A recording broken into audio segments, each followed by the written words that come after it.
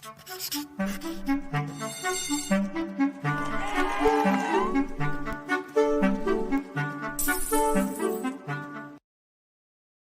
do you think companies afford larger cash payments than their current year income? It's actually pretty common. But where do they get the money from? For example, how would apparel company Lily Lime pay for a $140 million cash dividend when it only made $50 million net income? Let's study the operating activities of the statement of cash flow to answer the question. It's the end of the period, and apparel company Lily Lime has done very well this quarter, reporting record-breaking net positive income. Specifically, the operational portion of the business has seen great success. The CEO approaches you before the company-wide quarter-end meeting and asks if you can prepare a statement of cash flows to present at the meeting, as a way to show everyone how financially healthy Lily Lime is. He hands you this quarter's income statement and balance sheet and asks you to just prepare a statement for the operational cash flows. Let's first review how a statement for operating activities is made. In accrual basis accounting, cash flow from operating activities can be calculated using the direct or the indirect way.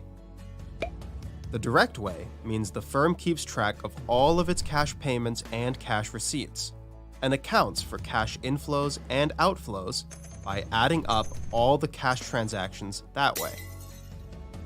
However, most companies use the indirect way, where cash flow from operating activities is calculated by taking net income and eliminating the non-cash transactions.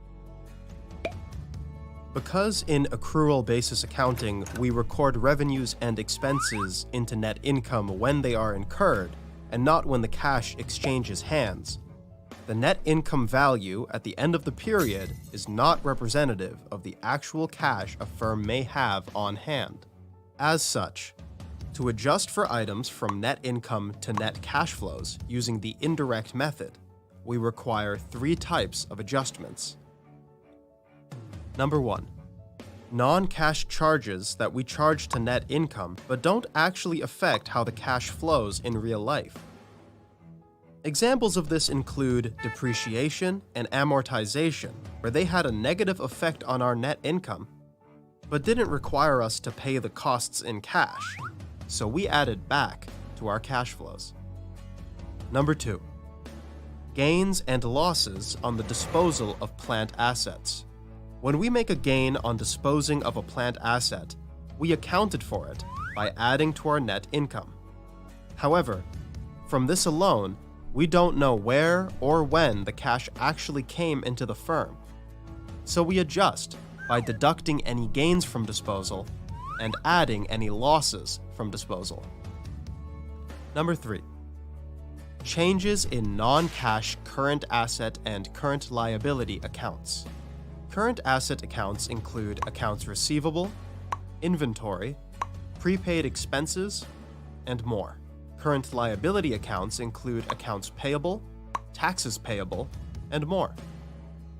For current asset accounts, we deduct amounts that were increases in the current asset account and add amounts that were decreases in the current asset account. Conversely, for current liability accounts, we add what were increases to the current liability account and deduct what were decreases. If it feels like we're doing the complete opposite of what your intuition tells you, that's because we are. For the majority of the course so far, we were working up to converting our operating activities to net income. But now, we are looking at the cash side of things. And just because we have increased our net income through a sale, doesn't mean that the firm has received the cash payment for that sale. Therefore, when we adjust for cash flows, we are really adjusting the net income to cash flows, which you can think of as the gains or losses incurred to gains and losses actually paid. For example, let's say a company earned $20 million in revenue, of which $10 million was in cash and the rest in accounts receivable, and used $10 million in expenses, of which $5 million was paid in cash and the rest in accounts payable. When thinking about net income, we know that it is $20 million, the revenue, minus $10 million, the expenses, which equals $10 million in net income. However, cash flow is different. If accounts receivable from revenues was not yet received, and accounts payable from expenses was not paid yet, actual cash left at the company is cash inflow of $10 million minus cash outflow of $5 million, which equals $5 million net cash. This is because most revenues and expenses affect net income and cash flow of the same year, while some revenues and expenses affect net income and cash flow in different financial years. In our cash flow analysis, we are concerned solely with how much cash we hold as a firm. This is done most easily by retracting our net income activities, where we remove all assumptions about cash paid with our net income, then using follow-up additional information to forecast the actual cash we have on hand.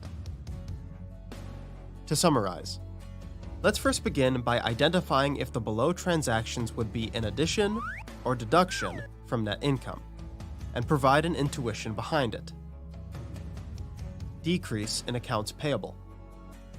Let's say Company X had $10,000 accounts payable last year, and has $5,000 accounts payable this year. This decrease in accounts payable means the Company X has paid out $5,000 in accounts payable with cash. This, in turn, means that there was a cash outflow of $5,000, which needs to be deducted from net income. Increase in accounts receivable. Company X had $10,000 accounts receivable last year, and has $20,000 accounts receivable this year. This $10,000 increase in accounts receivable means that the company has made revenue, which they recorded as an increase to their net income. However, because this is the amount of cash to be received in the future but hasn't actually been received yet, $10,000 is deducted from net income in the adjustment. Increase in inventories. An increase in inventory is like the above accounts receivable, a current asset. Therefore, if inventory increases, it would be deducted from net income in the adjustment, because a company needs to pay out cash to increase their inventory. Any other current asset account, such as prepaid expenses, will also work in the same way. Depreciation expenses. Depreciation expenses is an expense we incur every year on the use of equipment, and it is subtracted as an expense in the net income calculation. However, depreciation involves no cash payments, and needs to be added back to the net income to cancel the subtraction as an expense. Hopefully, you now understand the intuition behind the addition and subtraction of assets and expenses. It is now time to create the statement of cash flow for Lilylime. Let's begin by retrieving some information from the balance sheet. Your job is to now prepare a statement of cash flow for just the operating activities for the year ended December 2021. Pause this video to work on this exercise and play again to see the solution. Here's the solution. Note that we don't adjust for bonds payable here because it's part of a company's financing activities, but you would have to account for that change if you were putting together a full statement of cash flows. Amazing! You now know how to create the statement of cash flow for operating activities. Lilylime's CEO thanks you for helping him prepare for his quarter-end meeting. The next steps are to combine your new knowledge on operating activities with the investing and financing activities to create the entire statement of cash flows.